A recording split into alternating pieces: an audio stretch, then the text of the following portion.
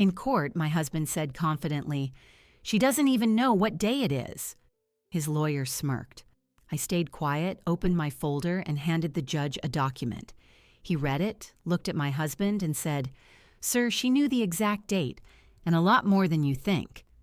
Subscribe to the channel, leave your like and comment from which part of the world you are watching, get comfortable and relax, let's begin. The table was set for two. A white linen cloth, the good silverware we received as a wedding gift and never used, two crystal wine glasses waiting to be filled. At the center, a small vase held a single stem of white orchids. I had prepared coq au vin, his favorite, the scent of which had filled the house for hours, rich and promising. The clock on the wall ticked past 7, then 7:30. The sauce began to form a skin. I heard the key in the door at 10 minutes to 8. The sound was familiar, a metallic scrape followed by the heavy thud of the door closing. His footsteps approached the dining room, deliberate and unhurried. He appeared in the doorway, loosening his tie, his briefcase still in his hand. He looked at the table, at the candles I had just lit, and then at me, standing by my chair. His expression was one of mild, confused inquiry. "What's all this?" he asked, dropping his briefcase onto a side chair. "It's our anniversary," I said. My voice was calm. I had practiced the sentence in my head, aiming for neutrality. Marcus paused, his hand frozen on his tie. He blinked, then a slow, dismissive smile spread across his face. "Is it? What's the date again? You're the historian. You keep track of this stuff." He said it lightly, as if it were a shared joke about my profession. He walked to the head of the table and sat down, surveying the food. "Smells good. I'm starving." Had back-to-back client meetings straight through lunch. I did not sit. I remained standing, my hands resting on the back of my chair. The wood was smooth and cool under my palms. I watched him pick up his napkin and shake it open, then reach for the serving spoon for the potatoes. He served himself with efficient movements, his attention already on the meal, on his hunger. 15 years, I said. He glanced up, a piece of chicken poised on his fork. It's our 15th wedding anniversary. He chewed, nodded. Right, well, happy anniversary, Val. He took a sip of water. The chicken's a bit dry, though. Did you keep it warming too long? The words landed not like a blow, but like a final, small stone, added to a pile that had been accumulating for years. They did not hurt in a new way. They simply completed a structure. I looked at the empty space on the table by his plate. No card, no gift, not even the hastily purchased bouquet from a gas station. There was only his fork and knife, the water glass, and his indifference. I sat down then. I served myself a small portion, but I did not eat. I watched him. I studied the line of his jaw as he chewed, the way his eyes scanned the room but avoided mine. I heard the clink of his fork against the china, the only sound in the room. The candles flickered. This was not the first time. There was the 40th birthday dinner he missed because a critical work emergency arose. He had called from the office as I sat at the restaurant alone, telling me to order the lobster and charge it to him, as if that were compensation. There was the conference presentation I gave, for which he promised to be in the front row. He texted during the third speaker to say he'd been detained. I saw his text light up my phone as I walked to the podium, my hands trembling not from nerves, but from a cold certainty. He had a phrase for it. "You're being overly emotional," he would say, his tone one of gentle, patronizing reason. Or, "Don't make a scene, Valerie. It's unattractive." He was a lawyer. He used words to build walls and to dismiss. My feelings were not facts to him. They were inconveniences, performances to be managed. He finished his plate and leaned back, patting his stomach. "Good, Val. Thank you." He looked at my full plate. "Not hungry?" "Not really." He stood, picking up his briefcase. "Suit yourself. I've got some reading to do before bed. Don't stay up too late." He walked out of the dining room. His footsteps receded up the stairs. A moment later, I heard the door to his study close. I sat at the table for a long time. The candles burned down, guttering in pools of wax. The congealed sauce in the serving dish looked like a dark lake. I cleared the table methodically, carrying the plates to the kitchen, washing each piece by hand, though the dishwasher stood empty. The physical actions were a relief. They required no thought. Scrub, rinse, dry, place on the rack. When the kitchen was spotless, I turned off the lights and walked through the dark house to my own small study, a converted sunroom off the back of the living room. My books lined the shelves, orderly and silent. My desk was neat. I did not turn on the overhead light, only the green-shaded lamp that cast a small pool of illumination on the blotter. I sat down. I opened my laptop. The screen glowed blue in the dark room. I opened a blank document. I stared at the cursor blinking on the white page. I did not think about love or its absence. I did not think about betrayal in the dramatic sense. I thought about time. 15 years. I thought about the slow, incremental erosion of a person, the way a constant, low-pressure drip can eventually wear through stone. He had chipped away piece by piece, year by year. My opinions became overreactions. My accomplishments became cute hobbies. My need for partnership became neediness. I am a historian. My work is about cause and effect, about documentation, about understanding the sequence of events that leads to a particular moment. This was my moment. The evidence was incontrovertible. The narrative was clear. In the blank document, I began to type. Not a journal entry, not an emotional outpouring. A list, a timeline. I started with that night's date at the top. I noted the event, 15th wedding anniversary. Dinner prepared. M arrived at 7:50 p.m. M. No recognition of date, no gift, criticism of food, departed to study. Then I went backward. I listed other dates, other instances. The missed birthday, the abandoned conference, the Thanksgiving he spent on a golf trip with clients, the way he had introduced me at his firm's party. This is my wife, Valerie. She teaches history somewhere. I can never remember the college name. Laughter from his colleagues, my fixed smile. I typed until my fingers were stiff. The list grew. It was a chronicle of disregard. Seeing it written there, in plain text, was like seeing an X-ray of my marriage. The bones were brittle, the structure unsound. I saved the document with a simple file name, * notes. Then I opened an internet browser.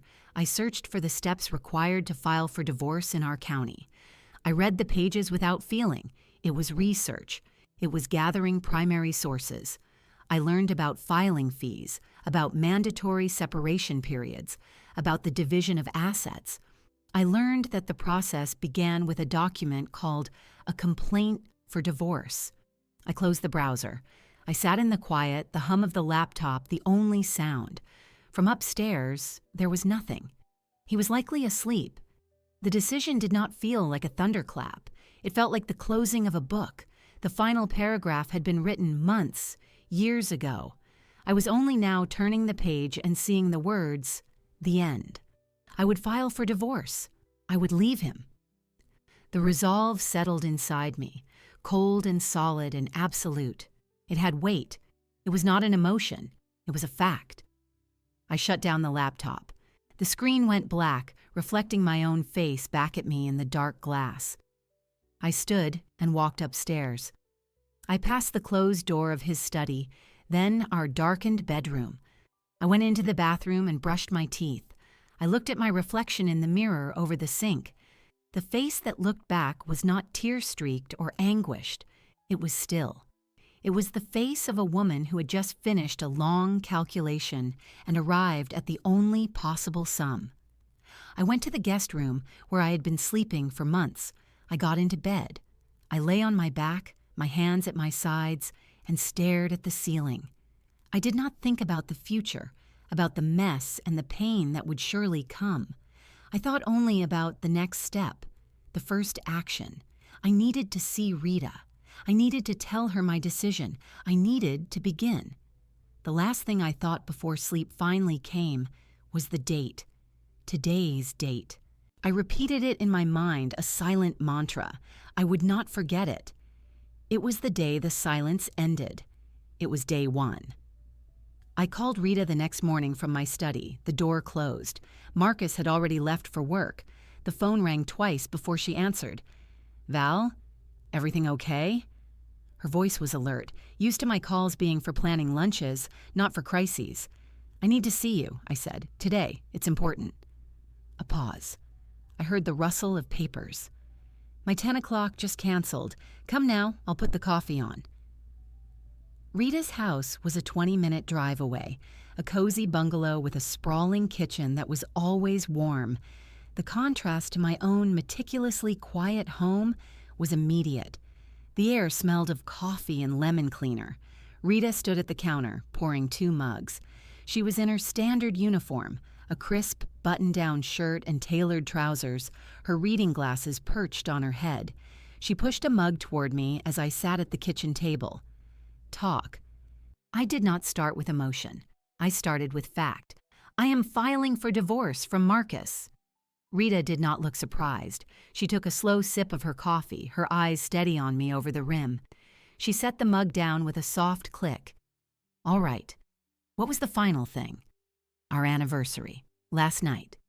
I recounted the events in the same tone I used to describe a historical sequence.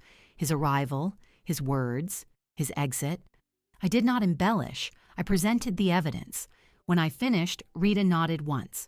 "Okay, good. Good. Good that you're clear. The why matters to you. To the court, the why is irreconcilable differences. But for you, knowing the exact moment the scale tipped is necessary. It gives you a point to push off from." She leaned forward, her elbows on the table. "Now listen to me. This is a legal process. You are divorcing a lawyer. This will not be amicable. He will see it as a professional insult as much as a personal one. He will fight." "I expect him to."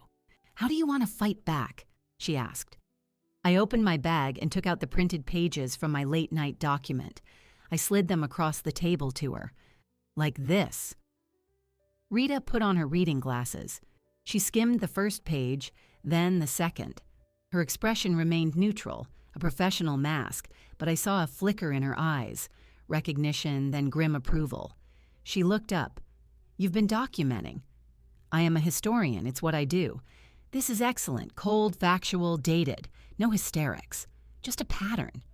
She tapped the pages. "This is a record of marital behavior. It establishes context. It won't decide asset division, but it can influence a judge's perception, especially if he tries to paint you as unstable or forgetful." She gave me a sharp look. "Do you think he will?" "Yes," I said without hesitation. "He'll say I'm emotional, that I don't understand pressure, that I forget things." Rita almost smiled. It was a thin, hard curve of her lips. "Then we will have a response.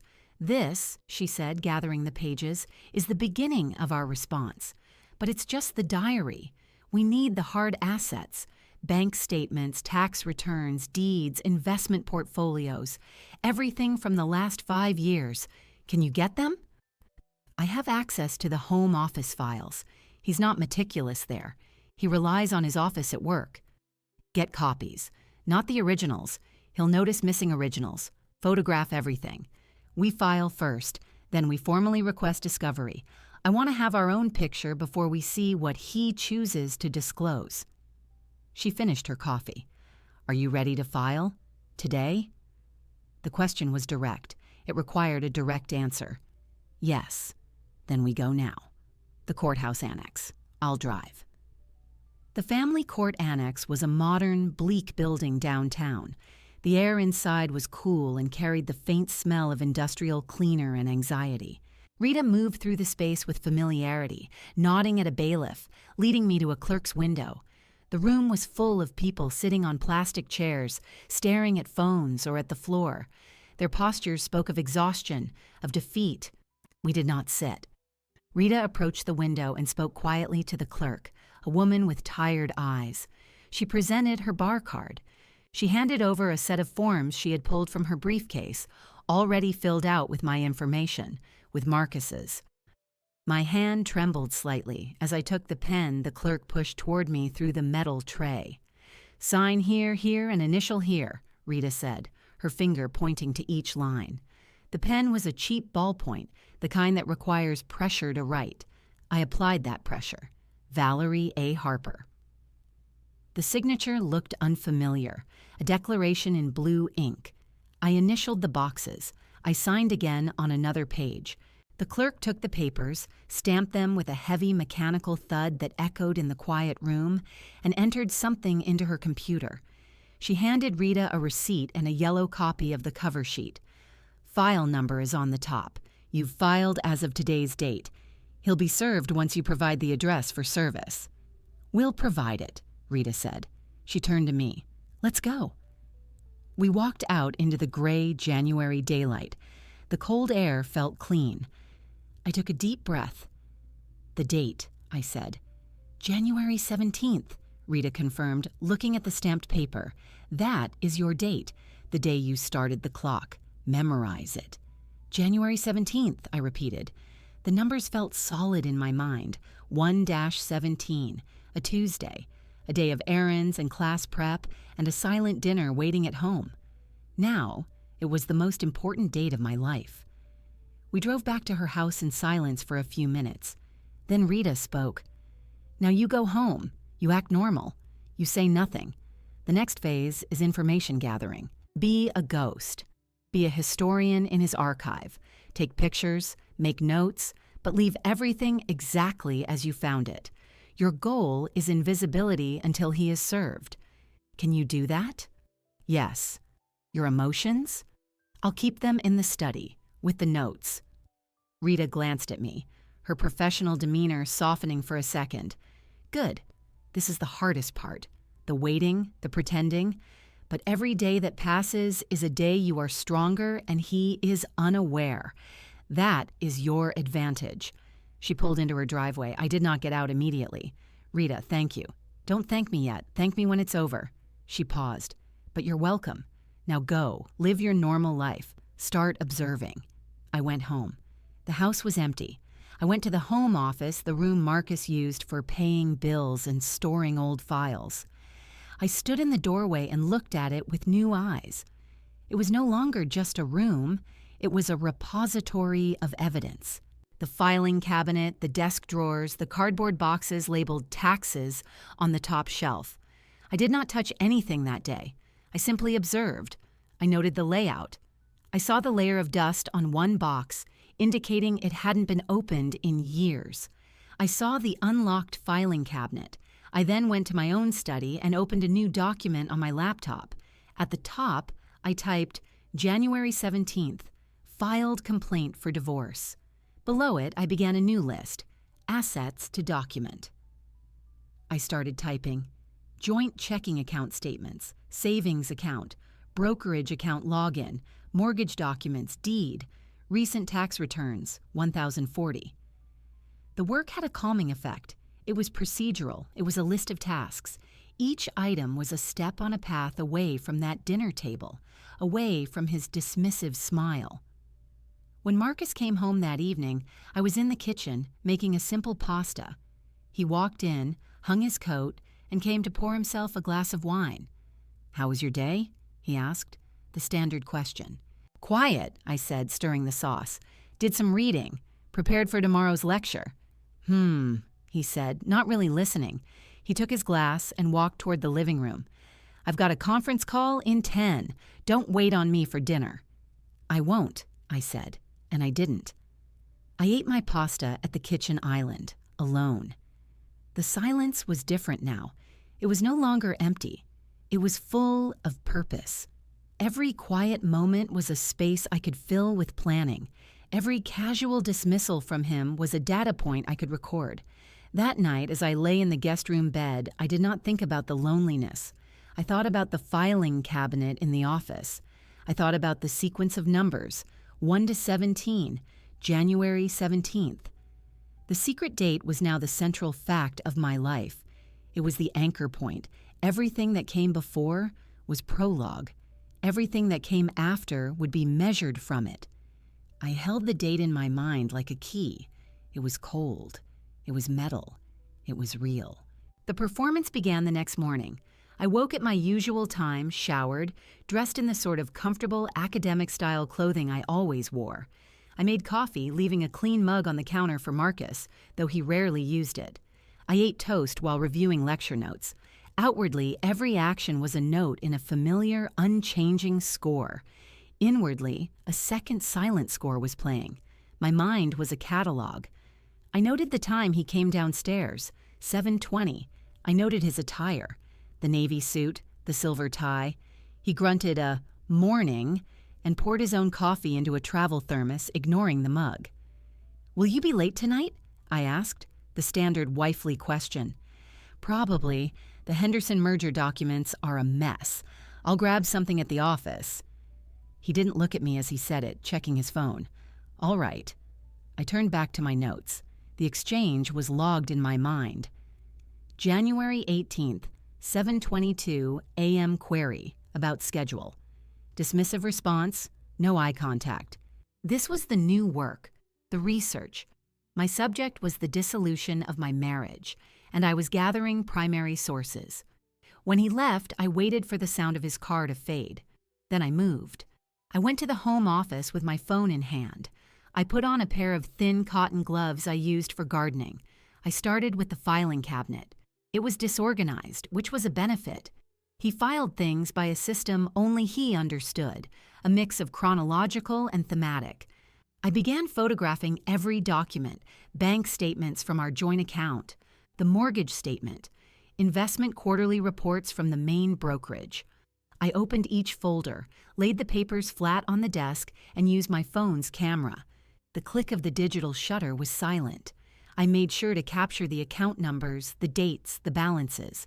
I returned each paper to its exact place, replicating the slight disorder. I found the tax returns in a box on the shelf.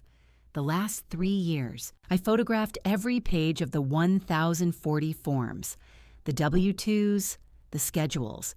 The numbers were a story of income, of deductions, of a financial life built together. I documented it all. Mid-morning, my phone buzzed with a text. It was Marcus. "Forgot the hard copies of the Fleming deposition on my desk. Need them for 1 p.m. Can you drop them at my office?" I looked at the request. It was an order, phrased as a favor. I typed back, "Of course. I'll be there by 11:30. I found the thick folder on his desk. I did not look through it. That was not my evidence. But before I left, I went to my study. I opened the desk drawer and took out a small, old digital voice recorder I had used for student conferences years ago. I checked the batteries. I slid it into the outer pocket of my tote bag, beneath the deposition folder. The drive to his law firm was familiar. The building was glass and steel, imposing. I walked through the rotating doors into the cool, quiet lobby, then took the elevator to the 12th floor. The receptionist knew me. She smiled. "Hello, Mrs. Thorne. He's expecting you." I walked down the corridor to his corner office. The door was open. He was on the phone, his back to the door, looking out at the city skyline. "Just tell them we're not budging past that number. If they want to litigate, we'll bury them in discovery." "Yeah, okay." He hung up and turned, noticing me in the doorway. "You're a lifesaver," he said, coming forward to take the folder from me. His hand brushed mine. He did not thank me. "It was no trouble," I said. He dropped the folder on his desk and sat back down, already opening another file. He gestured vaguely. "How's your day?" "Quiet. Preparing my lectures for next week." He nodded, not looking up. "That's good. Keeping busy. It's important you have your projects. Stops you from dwelling on things." My hand was in my tote bag. My finger found the record button on the device. I pressed it. A small red light would be glowing, hidden by the bag's fabric. "Dwelling on what?" I asked, keeping my voice light. "Oh, you know." He finally glanced up, offering a condescending smile. "The empty nest stuff. The kids are practically grown. It's easy to get into a funk, to start overthinking little things, creating problems where there aren't any. You've always had a tendency toward that, Val. I just want you to be happy." I held his gaze.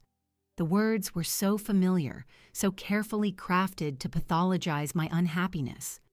I see, I said. Just focus on your teaching, on your books. Let me handle the stressful stuff. He returned to his papers. The dismissal was clear. I took my finger off the record button. I'll let you get back to it. See you at home. Don't wait on dinner. I walked out. In the elevator, I took the recorder from my bag and pressed stop, then save. I labeled the file with the date and time. January 18th, 11:47 a.m. search office. The rest of the day followed the same pattern. I taught my afternoon seminar on post-Reconstruction American history. I discussed primary sources with students. I graded papers. All the while, the secret work continued. I checked our joint bank account online from my study, taking screenshots of the recent transactions. I saw a transfer out to an account I didn't recognize, labeled Investment ST. I captured the image. I would ask Rita about ST. When Maya texted from school about a permission slip for a field trip, I responded promptly, copying the information to the family calendar on the fridge. Marcus never looked at that calendar, but my response was logged, a testament to my competence. That evening, he arrived home at 8. I was reading in the living room. He looked tired. Long day? I asked. Exhausting, he said, pouring a scotch. He sat in his armchair, the leather sighing under his weight. Sometimes I wonder what it's all for, this grind, the constant pressure. It was a rare moment of vulnerability, an opening. The old Valerie would have gone to him, offered comfort, tried to connect. The new Valerie observed it as a data point. Was it genuine fatigue or a performance designed to elicit sympathy and thus obligation? It sounds difficult, I said, a neutral acknowledgement. He looked at me as if expecting more.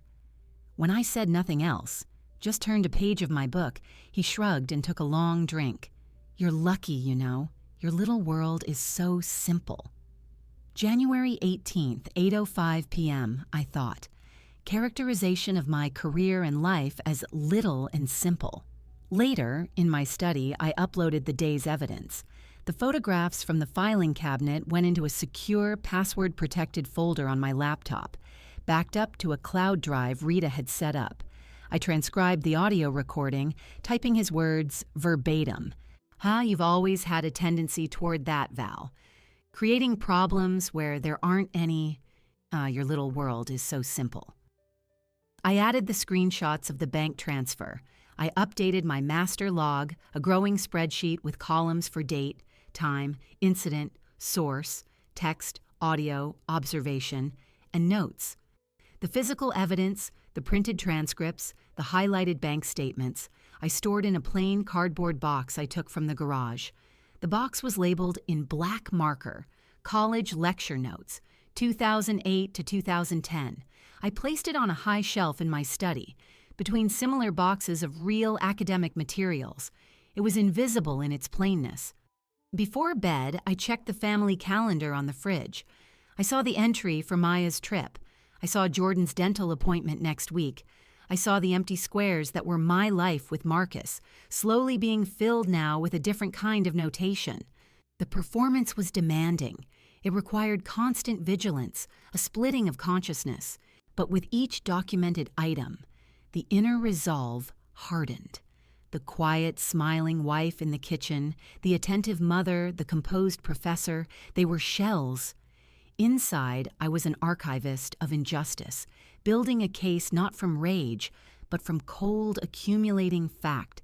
Every patronizing word, every dismissed gesture, every hidden financial line was a brick, and I was building a wall between my old life and the one I would claim. The wall was made of paper and audio files and screenshots. It was the strongest thing I had ever built. The performance continued, but the audience was growing restless.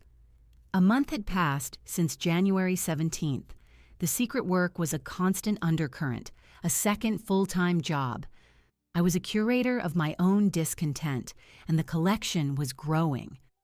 Marcus began to notice the change in the exhibit, though he misidentified it completely. It started with his attempts at observation. He would watch me from across the room as I read, my face calm. One evening in early February, he broke a long silence. You've been very quiet lately, Val. I looked up from my book. Have I? I suppose I've been focused. The spring semester is always busy with research proposals. He swirled the scotch in his glass. It's more than that. You seem distant, withdrawn. He said it with a tone of clinical diagnosis. Are you feeling all right? I feel fine, I said, returning my eyes to the page. The exchange was logged. February 3rd, inquiry about mood, framed as concern, delivered as analysis. You'd tell me if you weren't, right? He pressed. I worry about you being in this big house all day with just your thoughts. It isn't healthy. The condescension was so woven into the fabric of his concern that he likely couldn't see it. I marked the page in my book and closed it. I appreciate your concern, Marcus, but I'm quite well, just busy. He nodded, but his eyes held a skeptical look. He was used to a wife who engaged, who explained herself, who sought his approval or soothed his worries. This new version, composed, self-contained, unresponsive to his probing, was unfamiliar. He decided it was a problem to be fixed. His method of fixing was a series of patronizing kindnesses. He began to perform small, considerate acts, each one highlighting how exceptional he considered them to be. He brought home takeout from a restaurant I liked, announcing it as if he'd planned a grand surprise. I thought you could use a night off from cooking, he said, placing the bags on the counter with a flourish. Thank you, I said, setting the table. I did not mention that I had not planned to cook, that my own dinner was a simple salad already prepared. He made a point of asking about my day, listening with an expression of forced interest for 2 minutes before his eyes would drift to his phone. That sounds fascinating, honey, he'd say, a hollow phrase he'd never used before. The children noticed. Maya, home from school for a weekend, observed us over breakfast. Marcus was elaborately pouring orange juice for everyone. Since when do you pour juice, Dad? Maya asked, her voice dry. Since I decided to be more helpful around here, he said, smiling too widely. Your mother does so much. We should all chip in. Maya's eyes met mine for a fraction of a second. She saw the absurdity. I gave a slight, almost imperceptible shake of my head. She looked back at her plate. Later, she found me in my study organizing some papers, real ones for my work. She leaned against the doorframe. What's with Dad? What do you mean? The juice. The weird questions about your research. It's like he's following a script from a bad movie about reconnecting. She was 17, perceptive and blunt. He's just trying to be attentive, I said, a non-answer. Maya wasn't fooled. He's being weird, and you're being still. It's like you're both acting but in different plays. She paused. Is everything okay? It was the first direct question from one of the children. I chose my words with care. Your father and I are going through a period of adjustment, that's all. It's nothing for you to worry about. An adjustment, she repeated, skepticism clear. Does this adjustment have a legal definition? My breath caught. She was too smart. Maya, it's okay, Mom, you don't have to tell me, but I'm not 5. I can see the cracks. She pushed off the doorframe. Jordan sees it too. He just plays more video games to avoid it. She left me standing there. Her observation was another data point, but of a different kind. It was evidence of the collateral damage, the peripheral vision of the children caught in the silent crossfire. I added it to my mental file, a note of pain amidst the cold facts. The strain manifested most clearly at a family dinner a week later. Jordan had made a rare request for us all to eat together. I made his favorite, spaghetti and meatballs. The 4 of us sat at the table. The conversation was stilted. Marcus launched into a story about a difficult client, dominating the space with his voice. I listened, nodding at the appropriate moments. Maya scrolled discreetly on her phone under the table. Jordan ate quickly, his eyes on his plate. And so I told him, if he wants to play hardball, we have the entire rule book, Marcus concluded, chuckling at his own prowess. He looked around the table, expecting a reaction. Jordan mumbled something. Maya didn't look up. Val, you're not eating much, Marcus said, shifting his focus to me, a hint of accusation in his tone. "I ate a late lunch," I said. "You need to take care of yourself. You're looking thin." It was said with a frown of supposed care, but it was a criticism disguised as concern, a public commentary on my body. I saw Maya's head come up. Her eyes narrowed. "She looks the same as always, Dad." Marcus blinked, surprised by the challenge. "I'm just saying she should eat. A person can't live on air and thought." "She made the dinner," Maya said, her voice flat. "I think she knows how to eat." A silence fell, thick and uncomfortable. Jordan stopped chewing, looking between his father and sister. Marcus's face tightened. He wasn't used to pushback, especially not from his daughter in defense of his wife. It disrupted his narrative. "I'm only expressing concern for your mother's well-being," he said, his voice taking on a lawyerly, reasoned tone meant to end the discussion. "I'm fine, Marcus," I said, my voice a placid lake. "Thank you." I took a small bite of spaghetti. The action was a dismissal. He stared at me, then at Maya, who had gone back to her phone. The dynamic had shifted, and he could sense it but not understand it. He saw a daughter being disrespectful and a wife being passive. He did not see the alliance forming in the silent language of understood injustice. After dinner, as I washed the dishes, he approached. "You need to talk to Maya. Her attitude is unacceptable." I rinsed a plate. "She's 17. She has opinions." "She's being influenced," he said, lowering his voice, "by your mood. This quietness of yours. It's affecting the whole household. It feels like a depression." I placed the clean plate in the rack. I turned to look at him, my hands wet. "I am not depressed, Marcus. I am focused. There is a difference." He searched my face, looking for the doubt, the need for his reassurance he was accustomed to finding. He saw none. What he saw, I believe, was a wall. It unnerved him.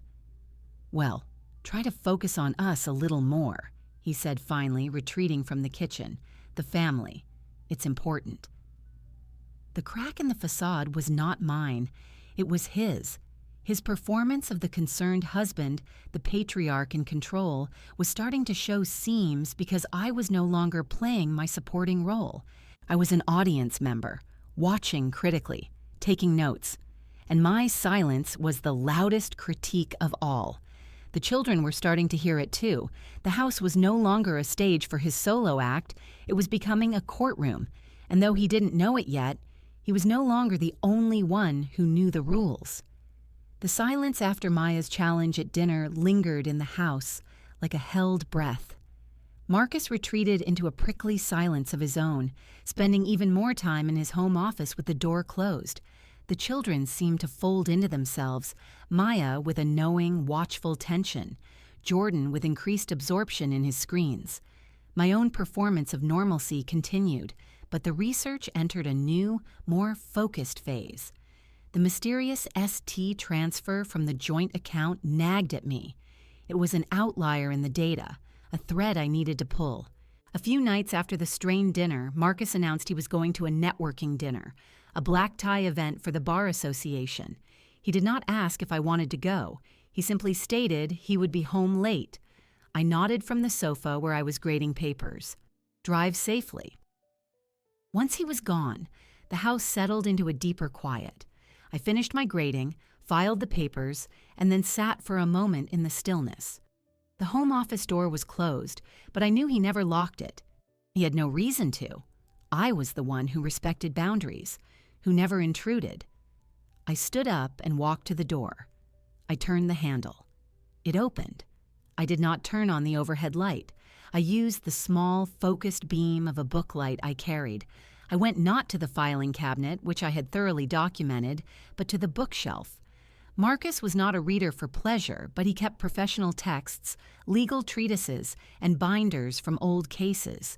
I had photographed their spines weeks ago. Tonight I was looking for something out of place. My eyes scanned the shelves. Then I saw it. A single worn volume of poetry amidst the legal tomes. Robert Frost. It was so incongruous it was almost a beacon. I had given it to him in our first year of marriage, inscribed with a line about promises. He had never liked poetry. He'd called it emotional vagueness. I pulled the book from the shelf. It was thick with dust. I opened it. The inscription was there, my younger, more hopeful handwriting, and tucked against the binding, where the pages met the spine, was a tri-folded sheet of paper. I carefully extracted it. It was a bank statement. Not from our joint account or the main brokerage. It was from a bank I didn't recognize, under the name M. Thorne and Associates, LLC. The statement date was from the previous quarter. The account balance was just over $187,000. My heart did not hammer. It seemed to slow, to become a cold, heavy weight in my chest. I turned the page. There were transactions, regular deposits from an entity called ST Capital. The amounts varied, but they were substantial, $5,000, $8,000, $12,000. And there were transfers out, to a golf club membership, to a luxury watch retailer, to a travel agency. ST, the same abbreviation from the joint account transfer. This was the destination. He was siphoning money from our shared finances into a private hidden account. The Associates was a fiction. He was a sole practitioner. This was a separate pot of money, one I was not meant to know about. I laid the statement flat on his desk. I took my phone from my pocket. I photographed every line, every digit, ensuring the account number and the bank's routing number were clear. I photographed the Frost book on the shelf, then with the statement beside it. I needed to establish the hiding place. I refolded the statement exactly as it had been, using the existing creases. I slid it back into the precise spot in the book. I returned the book to the shelf, aligning it with the dust patterns on the wood. I swept my hand lightly over the shelf where I had touched it, dispersing any fresh marks. I left the office, closing the door softly. I went to my study. I uploaded the photographs to the secure folder. I opened my master log and created a new entry. February 28th, discovery of hidden bank account, M. Thorne and Associates, LLC, balance, $187,432.18. Source of deposits, ST Capital, hidden in Robert Frost poetry volume on office shelf. Then I called Rita. It was past 9, but she answered on the second ring. I found it, I said, my voice flat. Found what? A ledger he didn't want me to see, a separate account, nearly $200,000, regular deposits from a source called ST Capital. It was hidden in a book. There was a long silence on Rita's end. When she spoke, her voice was sharp, professional. ST Capital, that could be a shell, a pass-through. It doesn't matter right now. What matters is the account is in his name only, funded during the marriage, and concealed from you. This is no longer a simple divorce, Valerie. This is a divorce with hidden assets. This is fraud. The word hung in the air between us. Fraud. It was a legal term, cold and serious. It changed the color of everything. What does this mean? I asked. It means the game has changed. He's been lying on a financial level. This isn't just about him being a jerk. This is about him breaking the law. The court does not look kindly on spouses who hide money. It shifts the entire balance of power. We can go after that money. More importantly, we can use this to demonstrate a pattern of deception. It validates everything else. I looked at the photograph on my screen, the rows of numbers. The anger I expected finally arrived, but it was a clean, clear flame, burning away the last remnants of hurt. This was not about love or neglect. This was about theft. He was stealing from our partnership, from my future. What do I do? My voice was steady. Nothing. You do absolutely nothing. You don't confront him. You don't hint.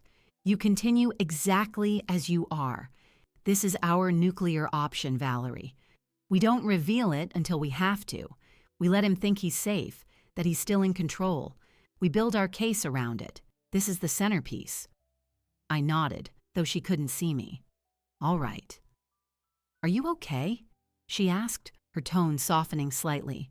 I am better than okay, I said, and I meant it. The discovery was a key turning a lock. Behind the door was not more pain, but clarity. This is just evidence, hard, factual evidence. "That's my girl," Rita said, a note of pride in her voice. "Now get some sleep. The historian just found the smoking gun. Tomorrow, we start building the case around it." I ended the call. I sat in the dark study, the glow of the laptop screen the only light. I opened the photograph of the statement again. I traced the numbers with my eyes. $187,432. 18. Each digit was a lie he had told. Each digit was a brick in the wall I was building, a wall that would now be unbreachable. The emotional fog was gone. In its place was a landscape of stark facts. He had hidden money. He had lied. The law was on my side. My meticulousness was my weapon. The quiet, overlooked wife in the next room was, in fact, the one holding all the cards. He just didn't know it yet. I closed the laptop. The room went dark. I felt a calm I had not known in years. This was no longer about leaving a bad marriage.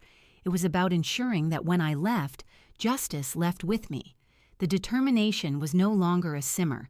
It was a settled, frozen lake, ready to bear the weight of whatever came next. The discovery of the hidden account did not alter my daily routine. It solidified it. Every action now had the sharp, clear purpose of a surgical procedure. I continued to teach, to shop for groceries, to ask Marcus about his day. The performance was flawless because it was no longer a performance. It was a strategy. I was a general moving troops on a map only I could see. Rita handled the logistics of service. We agreed it should happen at his office. Public, professional, humiliating. She hired a professional process server, a man who was, she assured me, discreet and experienced in serving high-profile, difficult subjects. She provided his work address and his typical schedule. The date was set for a Tuesday morning, a day he had back-to-back client meetings. Rita wanted his equilibrium disrupted at the start of a busy day. The morning of that Tuesday, I got up as usual. Marcus was preoccupied, reviewing notes for his first meeting. He barely grunted a goodbye. I stood at the kitchen window and watched his car back out of the driveway. The sky was a flat, pale gray. A typical morning. I did not go to my campus office. I told my department secretary I was working from home due to a mild headache. I sat in my study, my phone on the desk beside me. Rita would text when it was done. The wait was not anxious. It was static. I organized digital files. I backed up the folder containing the images of the hidden bank statement to a second, encrypted drive. I reviewed my master log, the chronology of disregard now appended with the cold, hard evidence of financial deception. The file was a weapon, fully assembled and loaded. Today was the day we would show the enemy we were armed, though we would not yet fire. My phone buzzed at 10:17 a.m. A single text from Rita. Served. 10:15. I put the phone down. I waited. I calculated the time it would take him to drive home if he came immediately. 35 minutes minimum with traffic. He might finish his meeting first, trying to maintain composure. He might call. I turned the ringer on. The call came at 11:05. His name flashed on the screen. I let it ring 3 times, then answered. "Hello?" His voice was a low, compressed hiss, barely containing an explosion. "What have you done?" "I'm not sure what you mean, Marcus." "Don't play stupid with me. A man just walked into my conference room and handed me papers, divorce papers, in front of a client." I said nothing. I let the silence stretch, listening to his ragged breathing on the other end. "You will undo this," he snarled. "You will call your lawyer, whoever she is, and you will withdraw this nonsense immediately. Do you have any idea what this could do to my reputation?" "I believe I do," I said, my voice calm.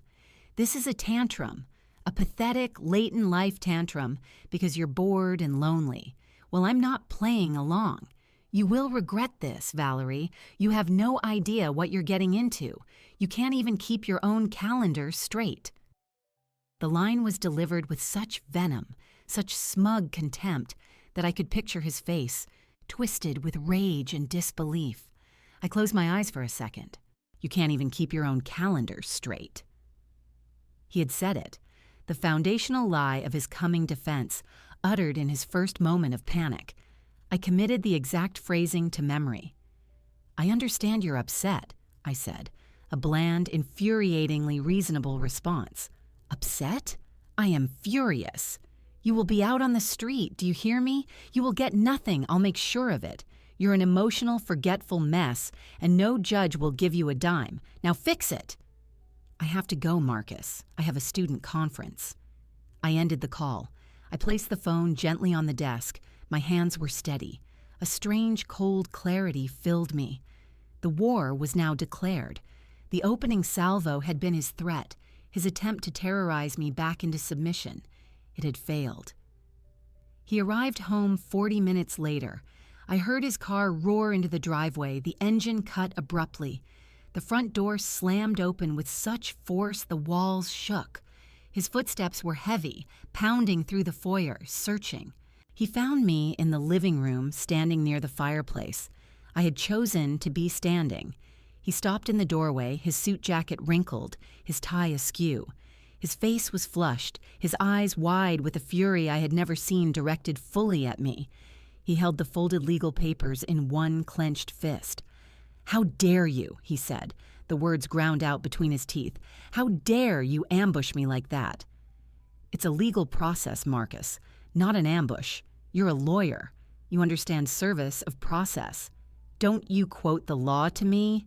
he shouted, taking a step forward. "You have no idea what you're doing. This is my house, my money, my life you're trying to destroy." "It is our house," I corrected quietly. "Our money, or it was supposed to be." He let out a harsh, disbelieving laugh. "Our money? You think lecturing about dead people qualifies you to understand our finances? You live in a fantasy world, Valerie, a simple, little fantasy world. And now you've broken the one rule. You've become inconvenient." He paced in front of me, a caged animal. "You will withdraw, tonight, or I will make the rest of your life a living hell. I will drag your name through the mud. I will tell the court about your instability, your forgetfulness, your inability to handle basic adult responsibilities. Who do you think they'll believe? A respected attorney or a middle-aged housewife having a crisis?" I did not flinch. I did not look away. I met his gaze and held it. "You should speak with your attorney, Marcus, before you say anything else." My calm was a mirror, and in it he saw the reflection of his own loss of control. It seemed to madden him further. He stepped closer, invading my space. "This is your last chance. Drop it." I said nothing. I simply looked at him. With a final, inarticulate sound of rage, he turned and stormed out of the room. I heard him stomp upstairs to his study. The door slammed shut. I let out a breath I hadn't realized I was holding. It was not a sigh of relief, but a measured exhalation. Phase 1 was complete. He knew. The shadow war was over. The open battle had begun. I walked to the kitchen and poured a glass of water. My hand trembled slightly now, a delayed physiological reaction. I watched the tremor until it subsided. I drank the water. From upstairs there was a loud thud, as if something heavy had been thrown against a wall. Then silence. The power shift was not complete, but it had begun. He was loud. I was quiet. He was threatening. I was prepared. He thought my silence was weakness. My calm was confusion. He was wrong. My silence was a vault, and inside it was everything I needed to break him. He had just handed me another piece of evidence, his own uncontrolled, threatening words. I replayed them in my mind. "You can't even keep your own calendar straight." I went to my study. I opened a new audio file on my computer and repeated the phrase aloud, mimicking his contemptuous tone as best I could for the record. "You can't even keep your own calendar straight." I saved the file. I labeled it Threat, Day of Service. Then I opened the master log and made a new entry. March 12th, 11:05 a.m., Phone call following service. Subject stated, "You will regret this. You can't even keep your own calendar straight." Threat made to ruin reputation and financial standing.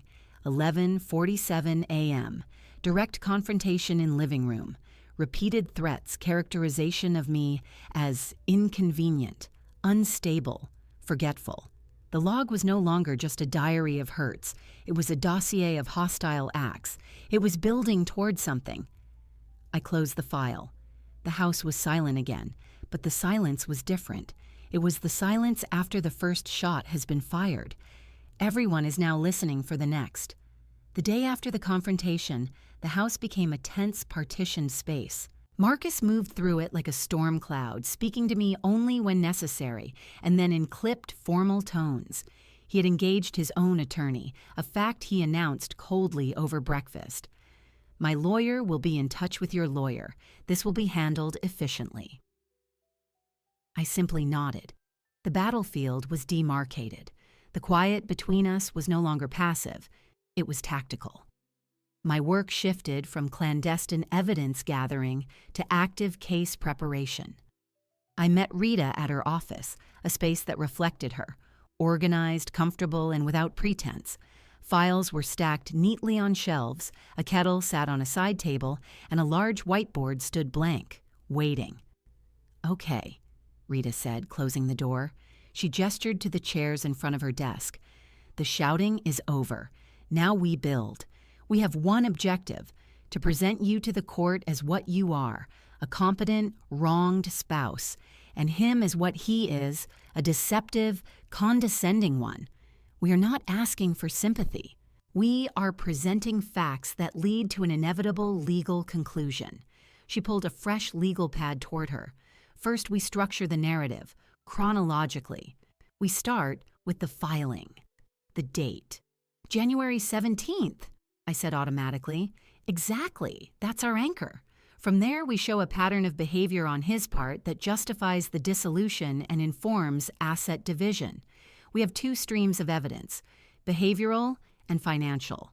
We weave them together." She picked up a blue marker and went to the whiteboard. She wrote at the top, "Competent petitioner versus deceptive respondent." Under my side, she wrote, "Meticulous records, stable career, primary parent, no history of financial irresponsibility." Under his side, "Pattern of belittlement, financial concealment, attempts to pathologize petitioner, volatile response to service." "Your evidence provides the examples for each of these points," she said, capping the marker. "Now we need to make it digestible for a judge who has 30 other cases today. We create a master file, a tabbed, indexed, summarized masterpiece." We began with the financials. I provided all the photographs and statements. Rita had a paralegal start drafting a formal disclosure request, but our private file was already complete. She spread the pictures of the hidden account statement on her desk. "This is our trump card," she said, tapping the image. "We don't lead with it. We let his side present their version of the marital estate first. When they inevitably undervalue it or omit this, we present this. It proves deceit. It makes everything else he says suspect." We moved to the behavioral evidence. I played the audio clips from my phone. "You've always had a tendency toward that, Val." And the one I recorded myself of his threat. "You can't even keep your own calendar straight." Rita listened, her face a mask of professional assessment. "Good, clear, demeaning and threatening. We'll have transcripts made. We'll pair each with a log entry showing the date and context. For the next several days, my life was absorbed in this curation. I sat at the large table in Rita's office, organizing physical copies. We created tabbed sections. 1. Filing and timeline. 2. Financial records, joint assets. 3. Financial records, hidden asset, M. Thorne and Associates. 4. Behavioral evidence, audio transcripts. 5. Behavioral evidence, incidents log. 6. Petitioner's stability, career, and parental records. For each section, I wrote a one-page summary. For the incidents log, I didn't use emotional language. I wrote, On February 3rd, respondent questioned petitioner's mental state, framing her focus as possible depression. On March 12th, following service, respondent told petitioner she can't even keep her own calendar straight and threatened to ruin her reputation. Rita reviewed every page. Perfect. This is not the writing of an unstable person. This is the writing of an archivist, a historian. The physical act of assembling the folder was satisfying. I used a heavy, dark blue accordion file. I placed the summaries at the front of each section, followed by the supporting documents.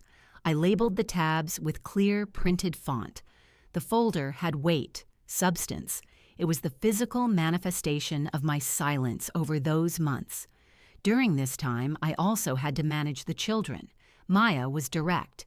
He's saying you're doing this out of nowhere, that you're confused. We were in the kitchen. I finished washing a dish, dried my hands, and turned to her. What do you think? She studied me. I think you've never been more clear. I think he's the one who's confused because you're not acting the way he expected. That's an accurate assessment, I said. Are you going to be okay? She asked, her voice younger for a moment. I thought of the blue folder, of Rita's strategy, of the hidden account numbers etched in my memory. Yes, Maya, we are all going to be okay. Jordan asked no questions, but he started spending more time in common areas when I was there. A quiet, nervous solidarity. I made his favorite foods more often. I did not badmouth their father.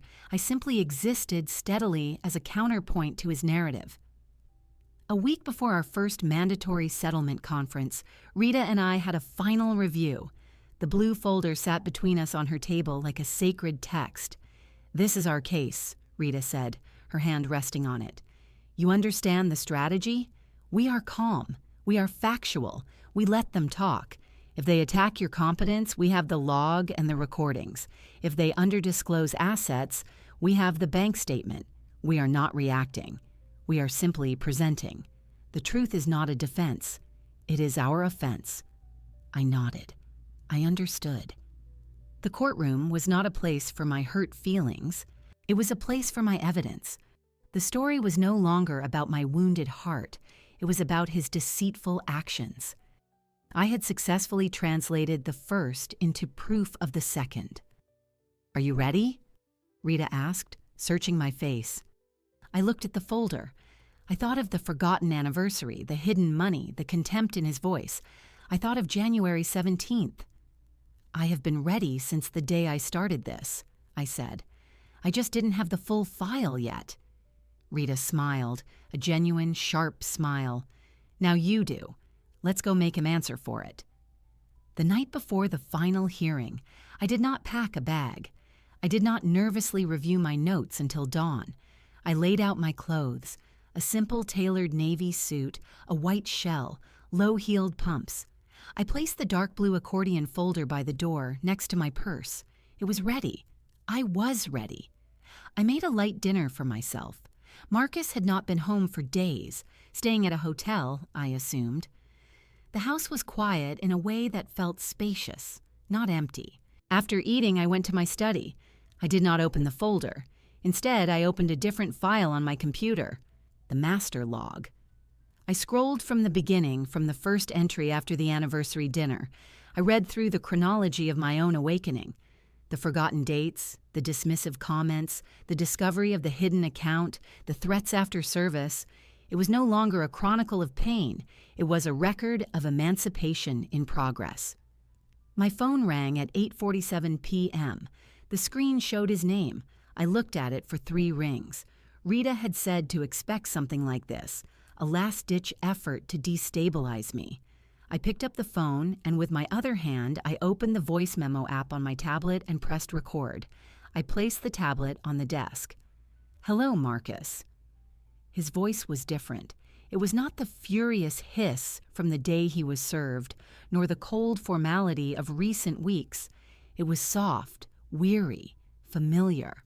The voice he used when he wanted something. Val, hi. What do you need? A slight pause, as if my directness was a stumble. I'd been doing a lot of thinking. sitting in this sterile hotel room. This is all so unnecessary, so destructive. I said nothing. I let the silence prompt him to continue. We had 15 years, he said, his tone dripping with a sorrow that sounded rehearsed. 15 years, Valerie. We built a family, a home. Does that really mean nothing to you? That you want to tear it all apart in front of a judge? The petition outlines the reasons, I said, my voice neutral. Reasons? You mean your feelings? Feelings are not facts, Val. They're transient. You're making a permanent decision based on a temporary mood. He was slipping into the old script, the one where my emotions were invalid data. I am comfortable with my decision, I said. Are you? Or are you just listening to Rita? She's always been jealous of what we had. A bitter divorce lawyer feeding you stories about how hard done by you are. He was trying to isolate me, to suggest my agency was borrowed. This isn't you, Valerie. The you I know wouldn't do this. The you I know is kind, forgiving. The me you know, I repeated, letting the phrase hang. And who is that exactly? He mistook my question for engagement. You're the woman who cares about her family, who values stability, who doesn't make rash choices. This legal battle is rash. It's beneath you. Think of the kids. Think of the embarrassment. The children are aware, I said. They are resilient. They're confused, he insisted, a hint of frustration bleeding through the paternal tone. And they will be hurt. Is that what you want? To hurt our children to get back at me? There it was. The final pivot. Painting me as vengeful and irresponsible, a mother willing to sacrifice her children's well-being for her own peak. I watched the recording timer on the tablet count upward. The court will consider their best interests, I said, a bland procedural response. He sighed, a long, dramatic exhalation. Valerie, please. Let's just talk. Man to woman, husband to wife, without the lawyers. We can fix this. I can come home tonight. We can start over. Forget all this ugliness. I'll do better. I'll be more present. We can go to counseling. The offer was a masterful blend of promise, blame-shifting, and minimization. Forget all this ugliness. As if the ugliness was the divorce filing, not the years that precipitated it. It's too late for that, Marcus, I said, my voice still even. It's never too late, he pleaded, the softness now edged with desperation. Unless you've already decided to be cruel, unless you actually want to destroy me. Is that it? Do you enjoy this? I did not answer his question. Instead, I said, we will see each other in court tomorrow. Good night, Marcus. I ended the call. I reached over and stopped the recording on the tablet. I saved the file, labeling it, Last Ditch Call, Night Before Hearing. I played it back. I listened to his entire performance. The faux remorse, the attempted manipulation, the subtle threats, the guilt-laden appeals. It was all there. A perfect snapshot of his methodology. It was not evidence for the court. Rita said such a recording might not be admissible without his consent, which I did not have. It was evidence for me. A final audio confirmation that I was doing the right thing. I closed the computer. I stood and walked to the guest room bathroom. I looked at myself in the mirror. The woman who looked back was not the hollowed-out woman from the night of the anniversary dinner. Her eyes were clear. Her posture was straight. The anxiety lines that had etched themselves around her mouth for years seemed softer. She looked tired, but it was the tiredness of sustained effort, not of erosion. I did not see a vengeful woman. I saw a resolved one. The transformation was complete. The hurt had been metabolized into fuel. The confusion had been organized into a file. The fear had been replaced by a cold certainty. I brushed my teeth, washed my face, went through the mundane rituals of bedtime. As I lay in the dark, I did not think about Marcus's words. I thought about the sequence of tomorrow, the order of events, the filing of the appearance, the weight, the presentation. I mentally walked through the courtroom, picturing where I would sit, where Rita would stand, where the judge would be. I felt no anxiety. I felt the focused calm of a student who has studied every possible question, of an athlete who has run the race in their mind 100 times. The work was done. The file was prepared. The truth was documented. All that remained was the formal act of presenting it. The last thought I had before sleep was not of Marcus, or the children, or the money. It was of the date, January 17th. It felt like a lifetime ago. It was the day I started walking this path. Tomorrow would be the day I reached its destination. The peace I felt was not the absence of conflict, but the presence of preparedness. I had become the author of my own outcome, and the final chapter was ready to be read aloud. The courtroom was a study in pale wood and muted light. I sat beside Rita at the petitioner's table, my hands folded on the smooth surface. Marcus sat with his attorney, a man with sharp shoulders and a perpetual, slight frown, at the respondent's table 10 feet away. He did not look at me. He stared straight ahead at the judge's empty bench, his profile a carved mask of confident indignation. The judge entered. We rose, then sat. She was a woman in her 60s, her hair a cap of silver, her movements efficient. She reviewed the case file in front of her for a moment before looking up. "We are here on the matter of Harper v. Thorne," she said, her voice carrying easily in the quiet room. "I have reviewed the preliminary filings. This is a contested hearing on asset division and support. Mr. Ridgway," she said, nodding to Marcus's lawyer, "you may proceed with your opening statement." Ridgway stood. He painted a picture of a dedicated, high-earning husband and a wife who had, over time, become disengaged from the practical realities of their life. He spoke of Marcus's long hours, his stress, his provision. Then, subtly, he began to introduce the theme of my inadequacy. "My client has borne the weight of this family's financial and logistical well-being for years," Ridgway said. "Mrs. Harper, while undoubtedly well-meaning, has lived in an academic bubble. Her focus has been on the past, not the present. This has, regrettably, led to a certain fragility in her grasp of day-to-day matters, a lack of attention to detail. My client has often had to compensate for this, managing the calendars, the finances, the planning." Rita made a note on her legal pad. Her expression was neutral. Ridgway continued, "We believe this divorce petition is a manifestation of that disconnect, coupled with typical empty nest anxieties. We are prepared to be generous with a settlement, given the length of the marriage. But we must also be realistic about Mrs. Harper's ability to manage a complex asset division. We propose a simplified, structured support plan overseen by a fiduciary."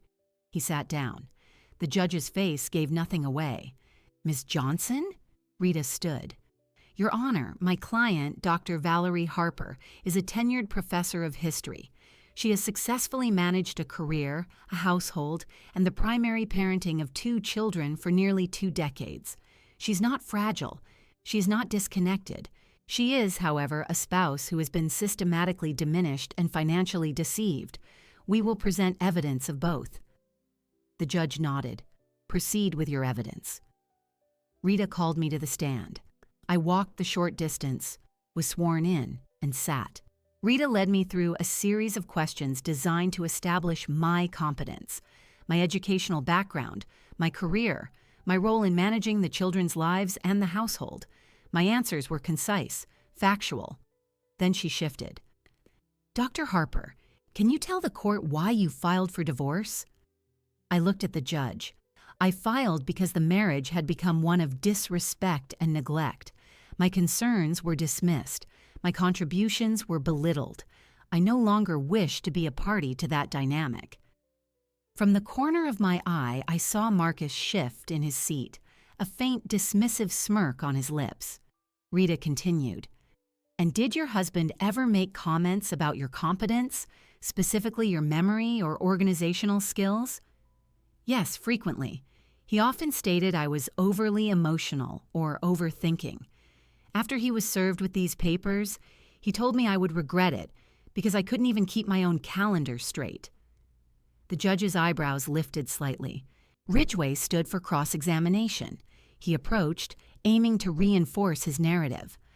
Dr. Harper, isn't it true that your husband handled the majority of the family's financial investments? He managed them.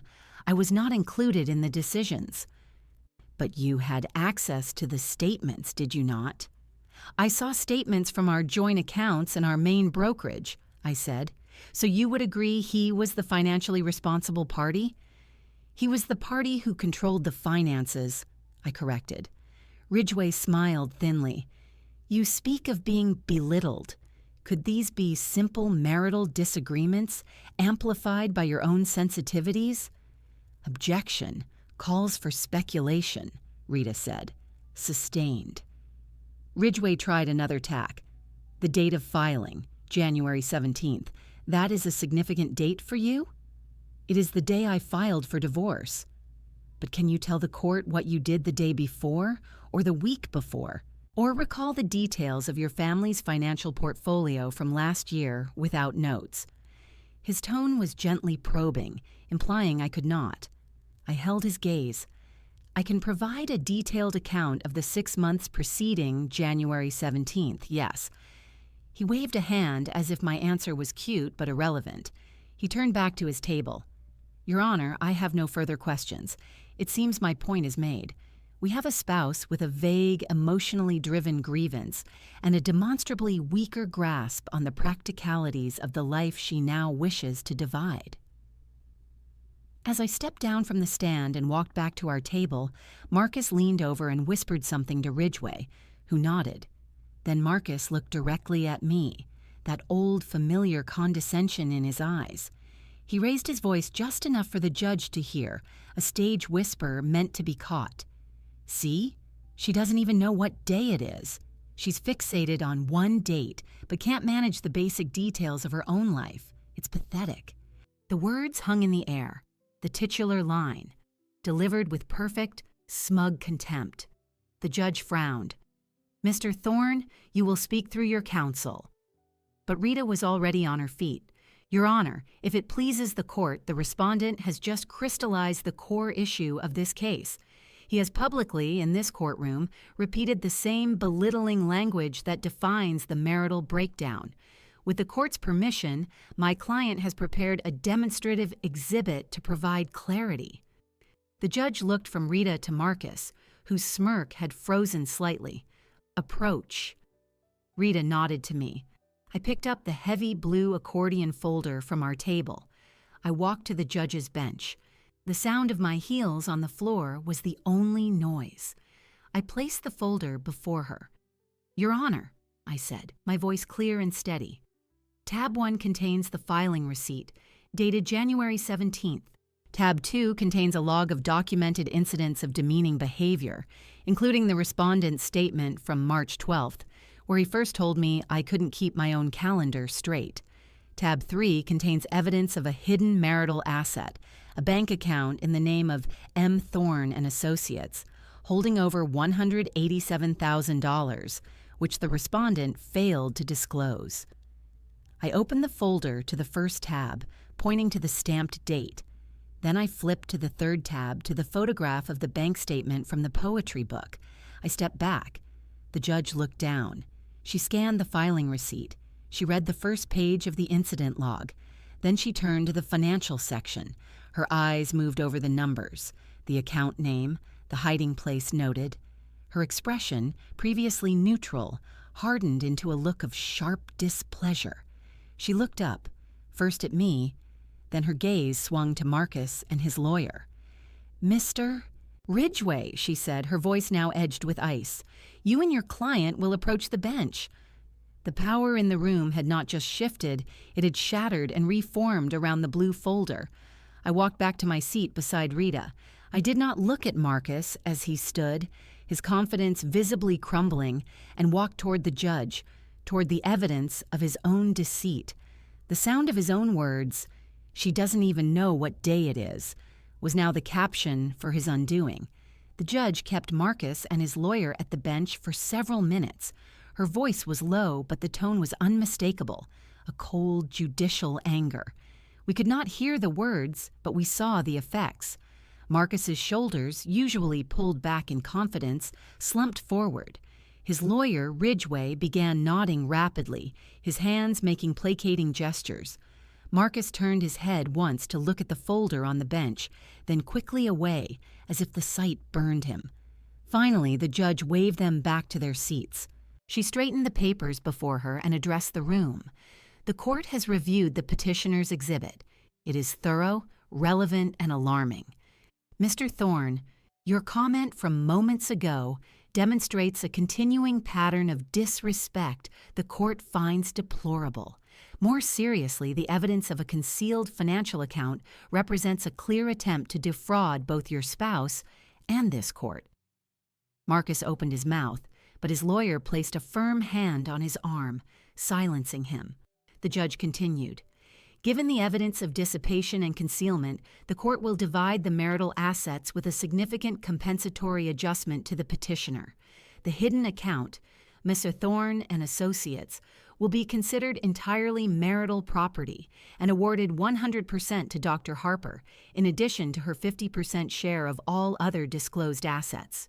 The family home will be sold, with 60% of the net proceeds going to Dr. Harper to offset the years of financial control and deception. Spousal support is granted at the level requested, for the duration requested. She looked directly at Marcus. As for the date, Mr. Thorne, the petitioner knows precisely what day it is.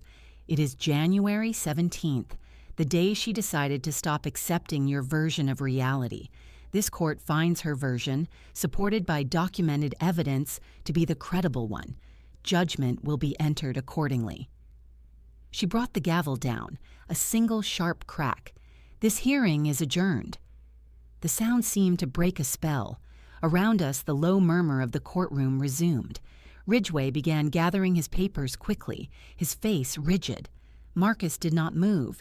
He sat staring at the empty space where the judge had been, his face pale, his earlier smugness replaced by a stunned, hollowed-out expression.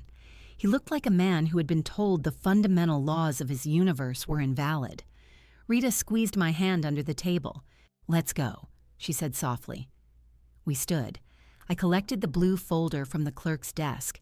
As I turned to leave, Marcus's eyes finally focused on me. They held no anger now, only a profound, bewildered confusion. He could not reconcile the woman he saw, poised, victorious, holding the damning folder, with the forgetful, emotional wife he had described. The cognitive dissonance was absolute. He said nothing. There was nothing left for him to say. We walked out of the courtroom, through the corridor, and into the lobby. The afternoon sun streamed through the tall windows, warm and bright after the artificial chill inside. I stopped for a moment, feeling the warmth on my face. I took a deep breath. The air felt different, lighter. Rita turned to me, a wide, unreserved smile breaking across her face. "You did it, exactly as we planned. He played his part right to the end." "He did," I said. The revenge was not in his humiliation, though that was a consequence. It was in the restoration of truth. My truth, my competence, my memory, my worth, all validated by the highest authority in the room. The record had been corrected. Outside on the courthouse steps, Maya and Jordan were waiting, having been excused from school. They had insisted. Maya searched my face, then saw the calm there, and her own tense expression relaxed. Jordan shuffled forward. "So, what happened?" "It's over," I said, "and we are going to be just fine." Maya nodded, a slow smile of her own forming. "Good." We drove to Rita's house.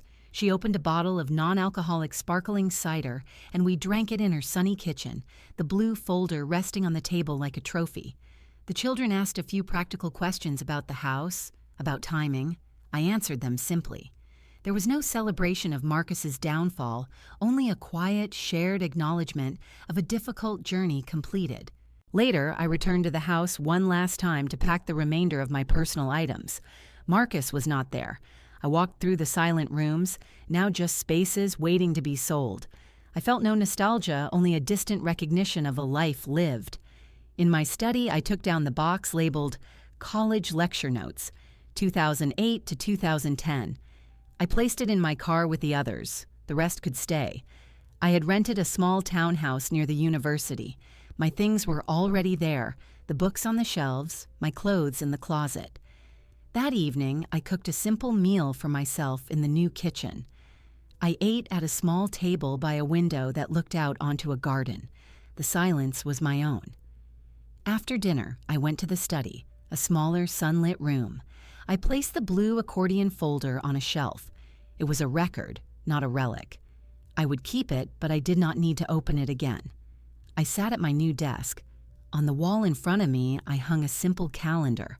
I looked at the date. It was spring. The long winter was over. I took a pen, and in the square for the following January 17th, I wrote nothing. It was just a day now, a day I owned completely. The story of my revenge was finished. The story of my life was just beginning.